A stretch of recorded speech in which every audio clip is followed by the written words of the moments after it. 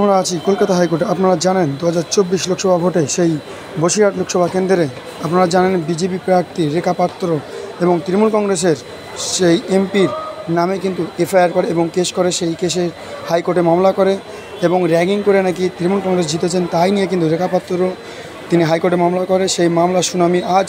সেই শুনানির ফলাফল কী হলো আপনাদের শোনাবো। সেই রেখা পাত্রর আইনজীবী কী বলছেন শুনুন।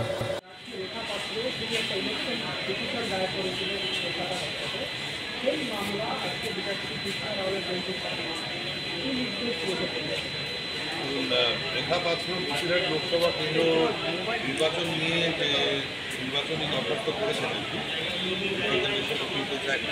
আজকে অনারেবল জাস্টিস কৃষ্ণানগরের কাছে শুনানির জন্য ইলেকশন কমিশন অ্যাডমিটেড হয়েছে, সার্ভিস করার অর্ডার হয়েছে 16 টোটাল রেসপন্ডেন্ট আছে ইলেকশন কমিশন অফ ইন্ডিয়াকে নিয়ে। আর যে তৃণমূলের ক্যান্ডিডেট যে জিতেছে বলে দাবি করছেন তাকেও বিবাদী বানানো হয়েছে, তার উপরেও সার্ভিস বলা হয়েছে। 4 সেপ্টেম্বর মামলাটি আবার থাকবে।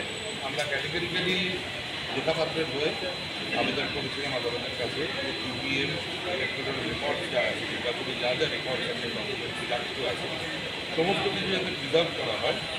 স্পেশালি আমরা বলেছি হচ্ছে সিসিটিভি ফুটেজগুলো আর ডিভিআর যেগুলো আছে সেগুলো যাতে সমস্ত প্রিজার্ভ করা হয়। কারণ আমাদের এই মামলাতে বিভিন্ন পয়েন্ট আছে।